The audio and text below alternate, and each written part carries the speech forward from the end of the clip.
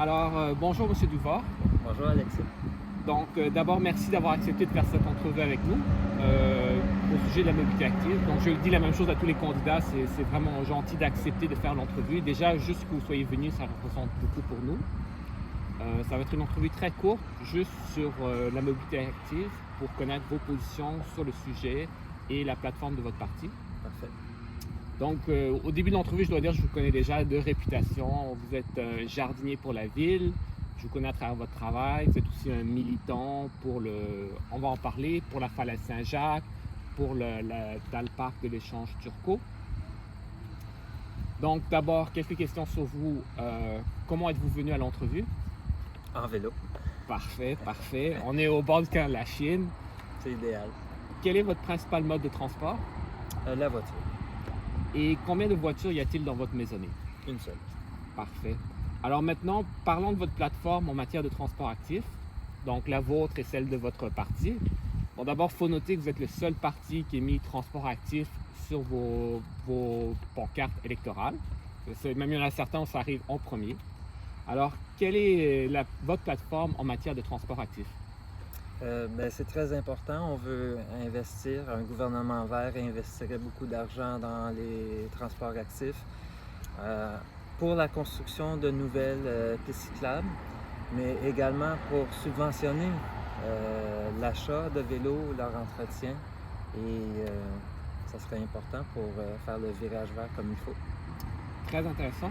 Maintenant, je vais vous poser une question un peu plus technique, peut-être un peu plus difficile pour vous. Si vous ne pouvez pas y répondre, c'est pas grave.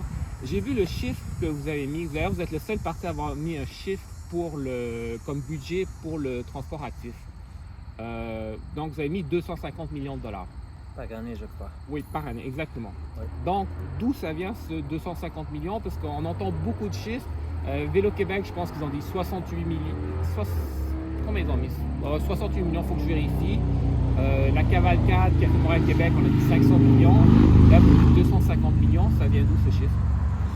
Écoutez, c'est pas moi qui ai fait le calcul. Je peux pas vous spécifier. Mais est-ce que les argents seraient disponibles si un gouvernement vert serait au gouvernement? Assurément. Si on annule le troisième lien à Québec, si on annule la prolongation et l'élargissement de différentes autoroutes comme l'autoroute 50 et l'autoroute 19 à Laval et Bois-des-Filions, c'est déjà beaucoup d'argent d'économiser qu'on peut rediriger tout simplement. Parfait. Et que pensez-vous de la politique actuelle du gouvernement provincial au sujet du transport actif? Négligeable, malheureusement. On va peut-être y revenir, mais justement l'annulation de la dalle parc qui serait un lien nord-sud important pour les vélos et les piétons, ça démontre déjà le manque d'engagement. Donc maintenant, vous en avez déjà parlé, est-ce qu'il y a un enjeu par rapport à la mobilité active dans la circonscription, la province, qui vous interpelle particulièrement? Donc il y a Falaise Saint-Jacques, il y a le dalle parc, est-ce qu'il y a autre chose? Écoutez, j'aime beaucoup l'idée du rêve. J'aimerais ça que ça soit bien implanté, bien ficelé. Je sais que c'est en progrès. Ça cause des problèmes aussi pour les autos qui sont stationnés, pour la mobilité des véhicules sur place. Je comprends la grogne, mais j'aimerais vraiment voir le rêve prendre sa place qui se doit pour justement permettre la mobilité des vélos, des piétons, mais aussi les sécuriser. Pensez-vous que le gouvernement provincial fait fausse route en mettant des milliards dans l'électrification des véhicules et à peu près rien pour les piétons et les cyclistes? Pas que c'est rien, mais c'est inégal.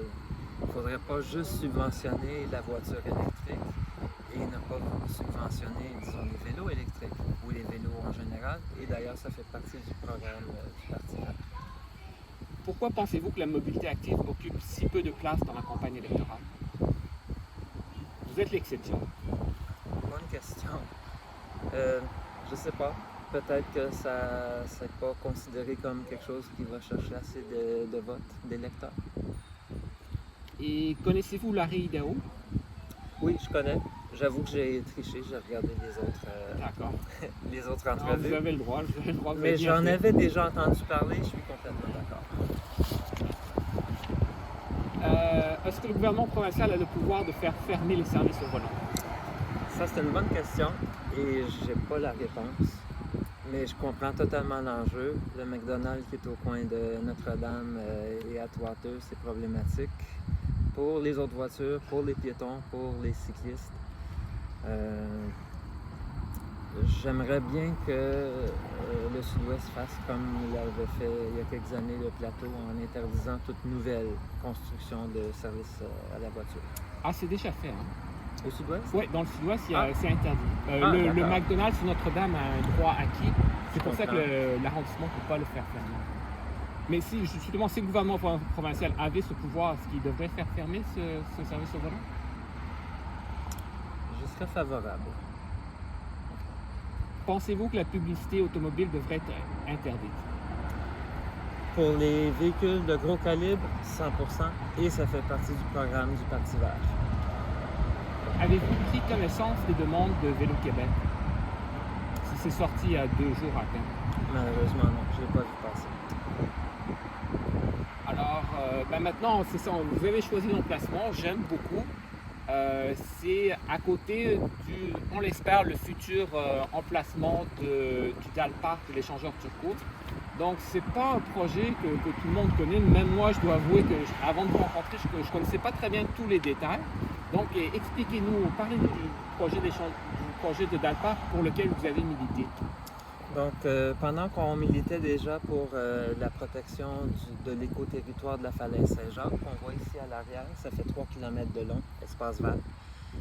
C'est là que le gouvernement a annoncé qu'il allait reconstruire l'échangeur turco et avait inclus, pour la somme de 40 millions de dollars, une dalle parc, c'est-à-dire un parc suspendu avec une piste cyclable et piste piéton pour traverser justement ce qui enclave le sud-ouest de Notre-Dame-de-Grâce. Donc la rue Notre-Dame, l'autoroute 20 et le chemin de fer. Après quelques années, le projet a disparu des plans du ministère des Transports. Et donc à ce moment-là, on a commencé à militer pour la Dalpark également. Et d'ailleurs, bientôt, on va avoir une fête de la Dalpark en espérant que ça va avoir lieu à moyen ou long terme. Parfait, ben, on espère y assister. Donc, est-ce que vous avez autre chose à rajouter? Pas vraiment. Bon, mais excellent. Donc, merci encore et bonne chance le 3 octobre. Bien, merci beaucoup.